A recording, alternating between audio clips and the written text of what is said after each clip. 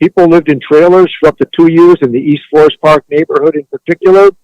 And now, when you travel through that neighborhood, you're not even reminded that there was a tornado. That's how well that the city came back from what happened in the surrounding communities.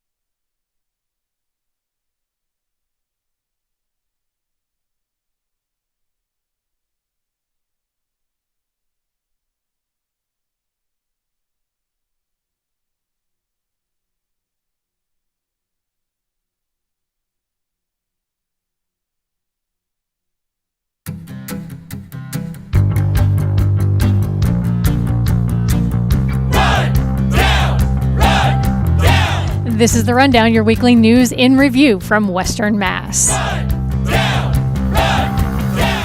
I'm Carrie Saldo. Happy Friday. It is June 5th. You are listening to The Rundown here, streaming live on YouTube and available on 88.5 NEPM. Our Rundowners this week, Greg Sukiennik, the news editor of the Berkshire Eagle, Michael Dobbs of Focus Springfield, and Elizabeth Román, executive editor for news at NEPM, and you can check them out on YouTube wearing their very smart fedoras.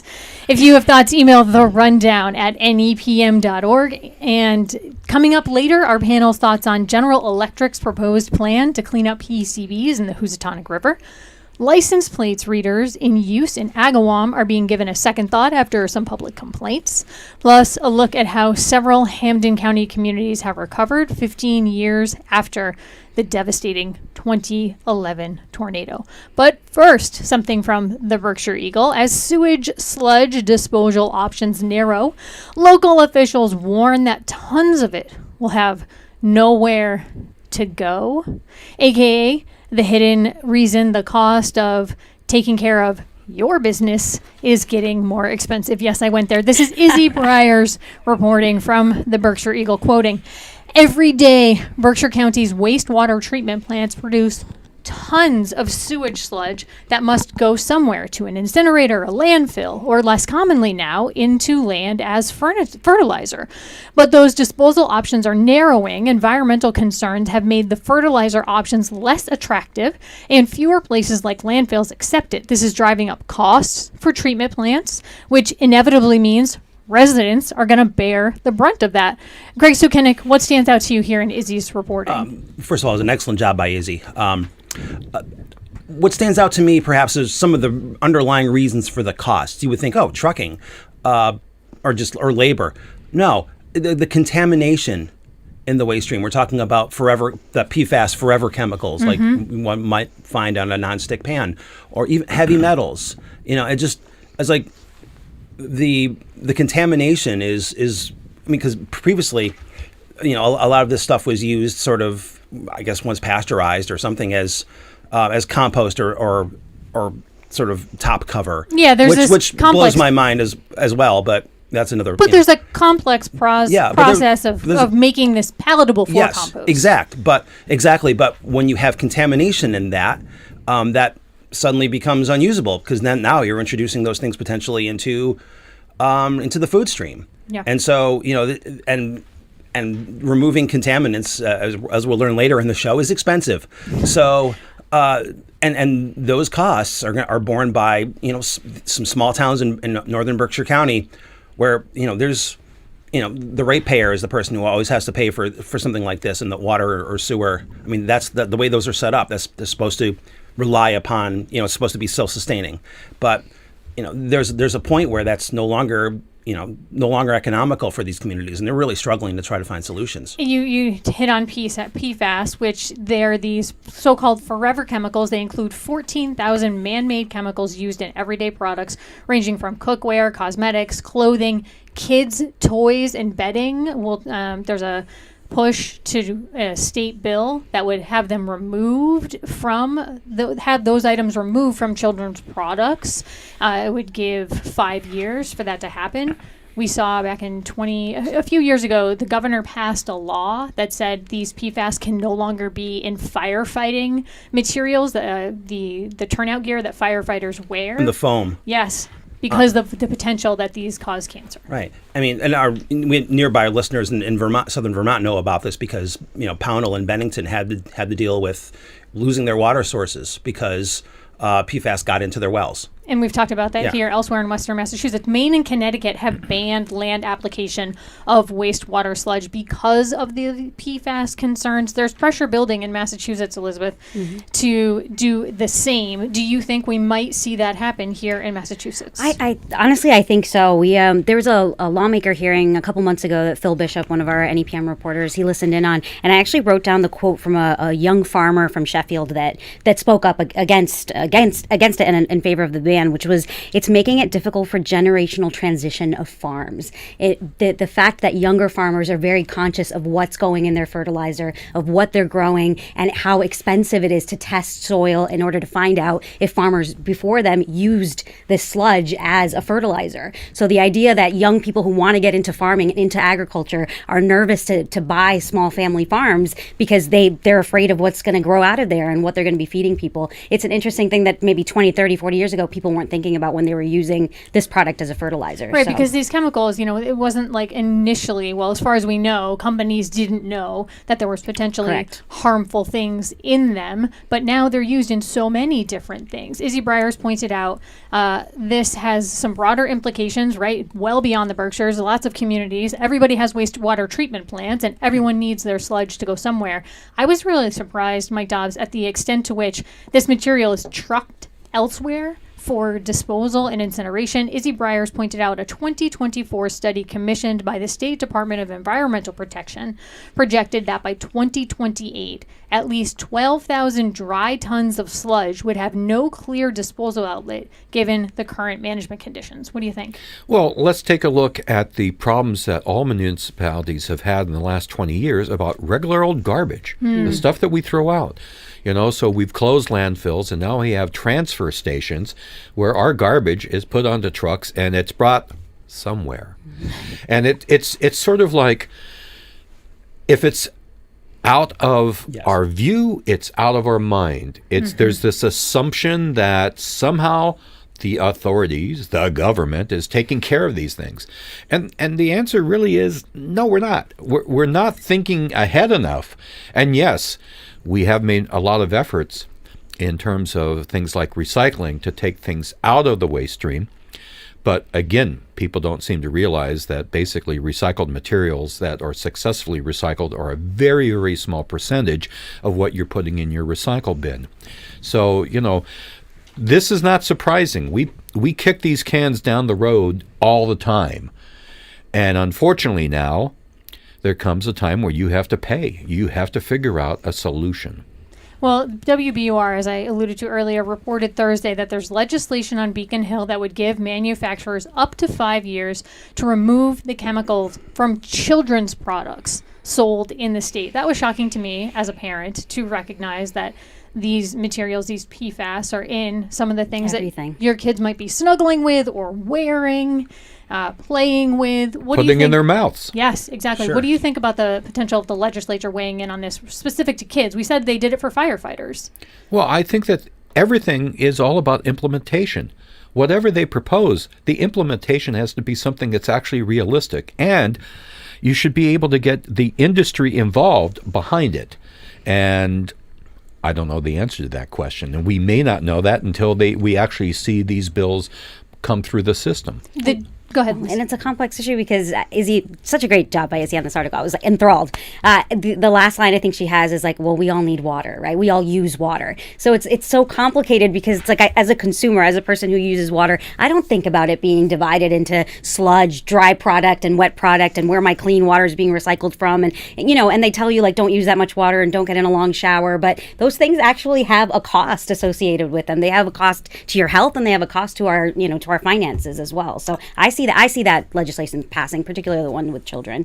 The DEP is testing technologies to destroy PFAS and sludge, and it has a $2.9 million pilot project measuring how well various methods work. So we'll see. Obviously, lots more to come on this topic, and we'll keep following it here on the Rundown. Next headline: after residents raise concerns, Agawam counselors question new license plate cameras. This is reporting by a freelancer for the Springfield Republican newspaper, Michael Ballway, quoting, "Somewhere in Agawam, up to 6 cameras are watching and recording the license plates of every car that drives by. City councilors have spent the last month trying to find out where that information goes. City Councilor Thomas Hendrickson recently told the Republican, quote, "I recognize that flock cameras have played a role in solving crimes and protecting public safety. But I have serious concerns regarding the invasion of privacy that is occurring. People deserve to be able to go out in public without having their movements tracked by the government and by big tech companies." The story goes on to say, though,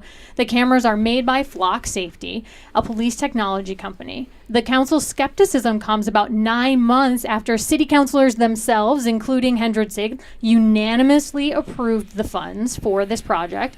But in comments in recent meetings, city councilors have said there wasn't enough public debate on license plate readers before the town agreed to install them. Mike Dobbs.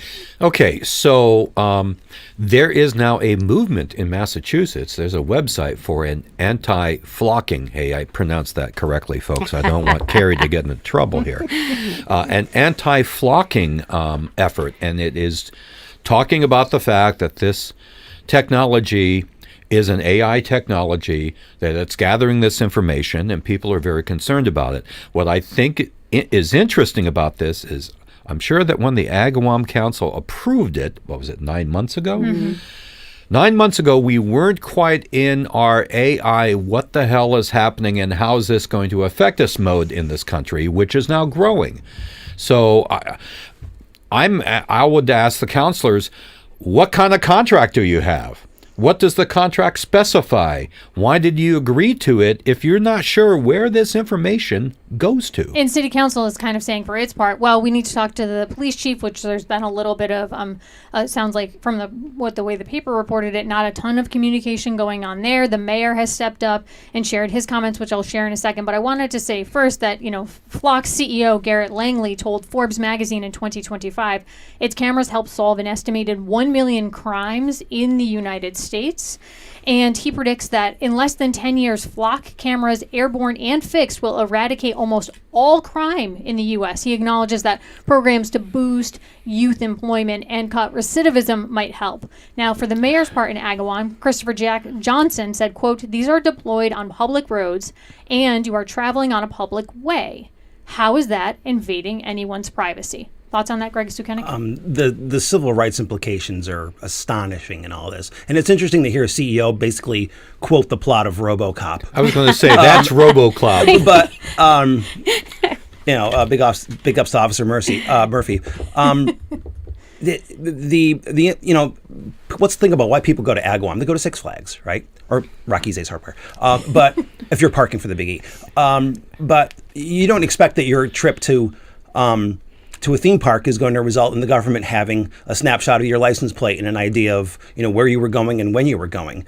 And we solve plenty of crimes without without using this technology before. I just think it feels To your feels like point, the legislature really needs to step up here, and apparently there's a move afoot in the bill, some bills that might start to address some of this. yeah, the House passed a version of a privacy bill yesterday. The Senate had passed one earlier this year, so now those two sides will have to be duked out. And I have questions about whether that bill, if it becomes law, will kind of be a foot in the door. But the ACLU of Massachusetts has started a campaign called Get the Flock Out, making it very clear where the organization stands on this one. The ACLU claims that the police are engaging in mass surveillance via these systems, that license plates readers are analogous to cell phone tracking, which the Massachusetts Supreme Judicial Court ruled in 2014 that police are required to obtain a search warrant to access cell phone tracking data. So again, ACLU drawing that line here. Liz, what's top of mind for you on this one? I mean, I think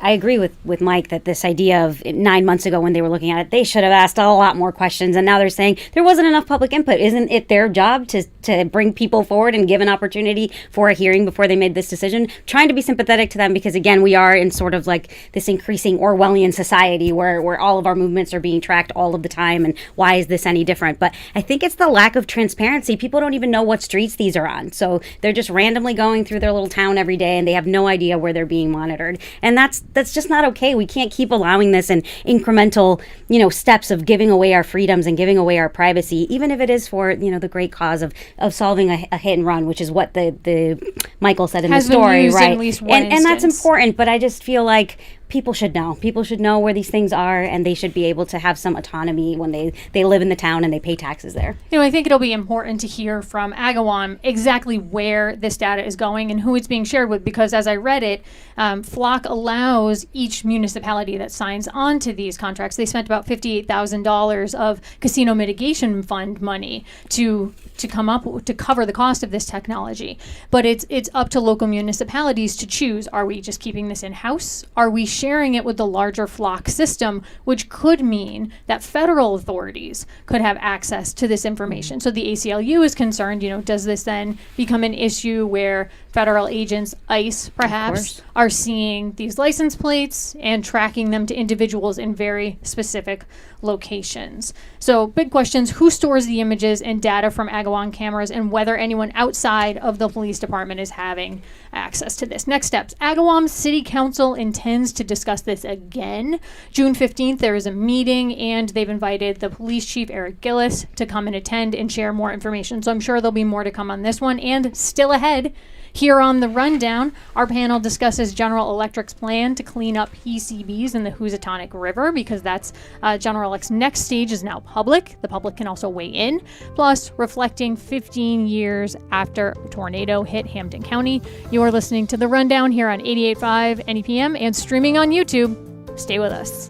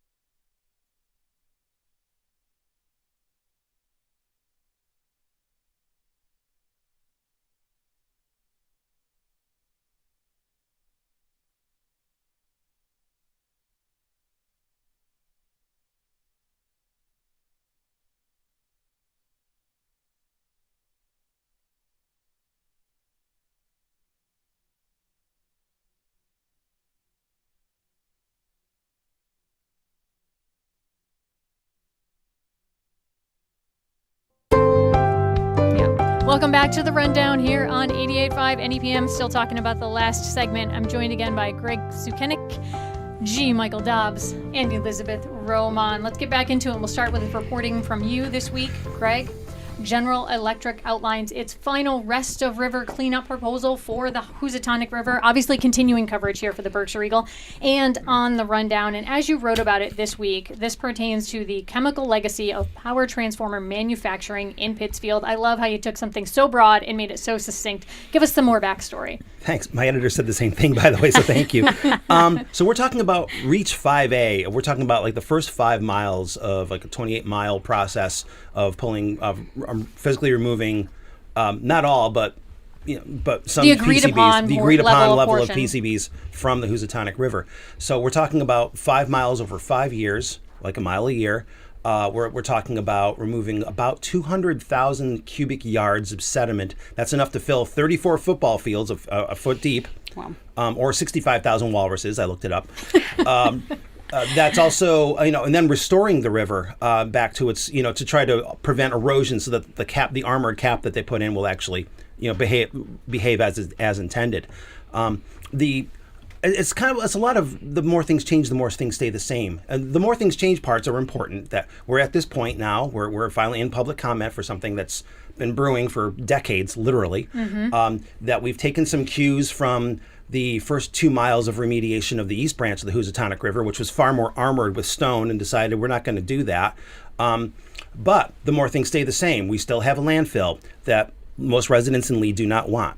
And we still have this sort of the direct interaction that people have with the river and with PCBs in ways that they didn't count on. I'll have a story coming up this weekend about some folks in a neighborhood near Pomeroy Avenue, where near Herberg Middle School, where the hearing was held on Wednesday.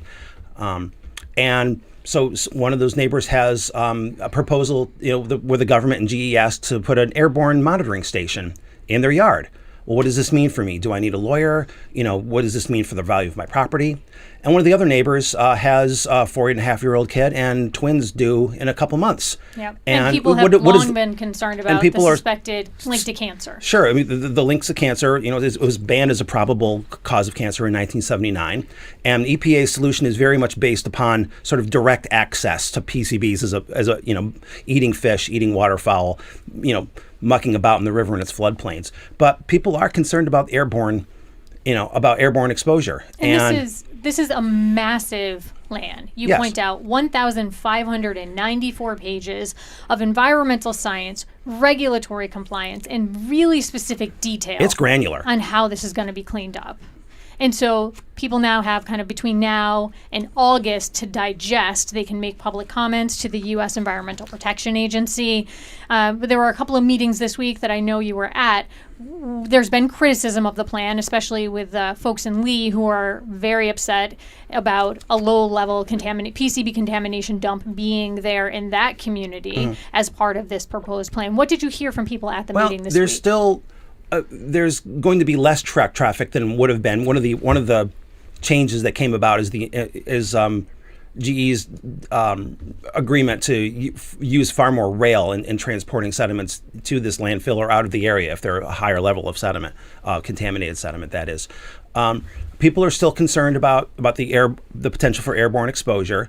But I think there's also kind of an undercurrent of some folks recognize that this isn't perfect, but they'd like it to get going, because we have been talking about this. I mean, we first found PCBs, we were first talking about an oil sheen on the east branch of the Housatonic River in the 1970s. Right. And so this goes back. And while we're zooming in on this portion of the Housatonic River in the Berkshires, I think it's important to keep in mind that the Housatonic River runs 150 miles through western Massachusetts into western Connecticut and out to the Long Island Sound. And one of the more outspoken folks at the Citizens Coordinating Committee or Citizens Coordinating Council meeting is a woman from Connecticut, actually. Her name is Judy Herkimer. She's part of I forget the acronym of the group she's from. But environmental group. Yeah, environmental group. And she's like one of the more persistent critics of the way this is happening. And there are still folks who say, why are we dumping this stuff? We should be treating the stuff at the source. There's disagreement over how those treatment options would work and whether they would actually cause more climate, damage than they would solve. Yep. So Liz Mike, thoughts on this? No, I mean, we were talking off camera about how this has been happening since literally before I was born. This issue has been going on. When I started here, Nancy Eve Cohen, who was a reporter here for many years, she'd been covering it for years as well. And it's the back and forth. So I think the idea that there may be some forward movement, even if it's not exactly what they're looking for, hopeful, but will it happen in my lifetime? I don't know that it will, honestly. Yeah, it's been a very long time coming, and it also brings up another issue, which is in other New England mill towns, what kind of contamination is there that we may not be completely aware of, or if authorities are aware of, maybe they're not doing anything with it. Let's face it, this area was a manufacturing hub. Chemicals were used, and there may be a lot of sleeping giants out there. Well, and for me, we just talked about PFAS earlier in the show, those so-called forever chemicals, which are still being very widely used. So for me, it's about asking questions about whether benefits of a product and the harms are in line with one another. For me, I'm thinking PFAS, maybe the government should start requiring labels on anything that has PFAS in it, cosmetics, kids' toys, the things that we talked about in the previous segment. Any final thoughts here, Greg? It's hard to sum up something this big with a one little snippet, but I guess I'll go back to the lead of that story about General Electric, made the modern Pittsfield, and its departure from Pittsfield also made the modern Pittsfield, but without the power transformer manufacturing, Pittsfield isn't the Pittsfield we know. But then again, without that, without the legacy of that, Pittsfield also isn't the Pittsfield we know. And so, in a lot of ways, this is Pittsfield and the Berkshires coming to grips with that legacy and trying to figure out how to move forward. And people can comment on this proposed plan from General Electric directly to the U.S. Environmental Protection Agency through August 10th. June 3rd was the 15th anniversary of a tornado that struck Springfield and several surrounding communities. Monday marked 15 years, as I said, and it was a powerful EF3 tornado that ripped through Hampden County. EF3 means winds of 136 to 165 miles an hour in sort of 3-second gusts. There were 3 people who died and nearly 200 were injured, according to the Boston Globe. The storm left a 39-mile path of wreckage, first in Westfield, wended through 9 other communities, and ended in Sturbridge.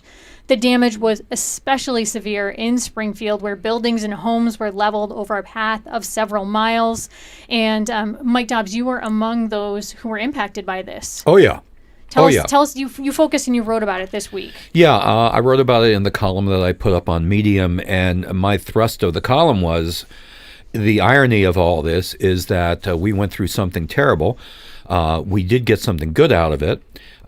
In my neighborhood of Maple High Six Corners, for instance, we got a new school. Now, the problem is we've needed a new school there for probably 25, 30 years. And it took a tornado to get us a new school. But what I was also concerned about is with climate change, with changes in the insurance industry, what is our status now across this country? And what is our status with FEMA? Does FEMA have the kind of money that it needs? Is there the focus to provide help for communities? I mean, the tornado here was a freakish weather event. But what isn't freakish is the amount of hurricanes that are now hitting the country, the amount of wildfires that we've got, and especially in the Midwest, the amount of tornadoes. And I would submit that the Trump administration has put a fairly low priority on a lot of this kind of funding to rebuild. In many ways, we were lucky. We did not have the loss of life that frequently accompanies these events. But on the other hand, I wonder about the future. And it was a big deal to get money out of FEMA. The city of Springfield sued several times on appeal, ultimately about $39 million in total coming from FEMA. I think it was $90 million overall in general between state, federal, and local funds that went to just cleanup of public funds. That doesn't count homeowners like you and so many others, Mike, who appealed to private insurance companies to get funds to help them with that process. Liz, you were reporting on that day. What do you remember? Yeah, I was a reporter at the Republican, and they sent me out out to East Forest Park because there was a microburst that had happened or was going to happen. And I got there. I had this little Honda Civic. I remember it was like a 1994 car.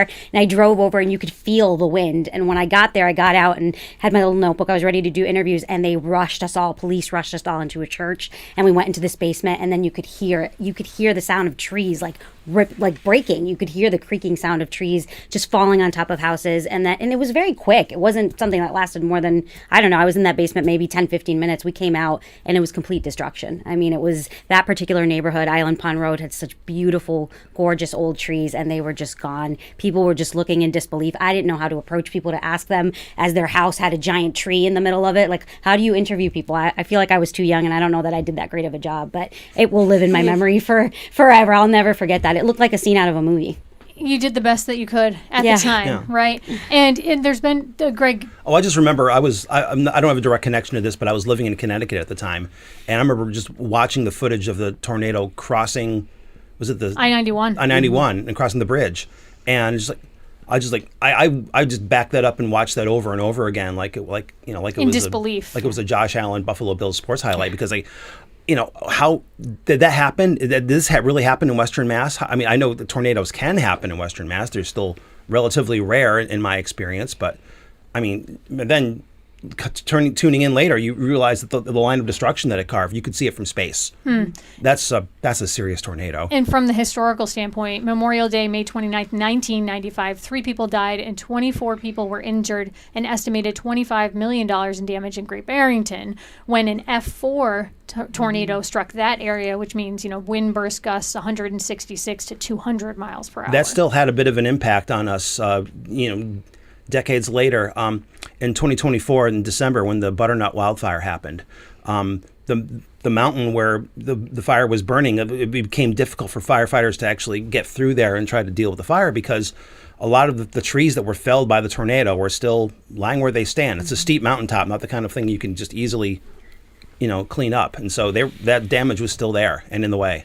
Yeah. Mike, one of the things that stood out to me in your piece, you pointed out there are many things to talk about right now. The economy, government decisions, things that you may or may not agree with that government are doing, wars. But for you, in the face of this, it's still important to reflect on this weather event from 15 years ago. Yeah, because we're talking about if you believe that government is there to help us, to take care of us, then you understand the mission of something like FEMA. But when the government does not fund FEMA properly, or when they construct FEMA in a way that is difficult for people to get relief, this is as big an issue as any others that we're facing right now. And yes, we're facing a lot of substantive issues. And for its part, FEMA has said in May it announced $175 million in post-disaster funding for public assistance and hazard mitigation, a grant program that the Trump administration is making readily available. But as we reflect on this one in this region, certainly still heavy on hearts and minds here in Western Massachusetts, and our thoughts go out to those families who lost people in this devastating event. You have been listening to The Rundown here on 88.5 NEPM. My thanks to today's panel, Greg Sukiennik, Mike Dobbs, and Elizabeth Román. Go out there and have a fantastic Friday, everybody. See you here next week.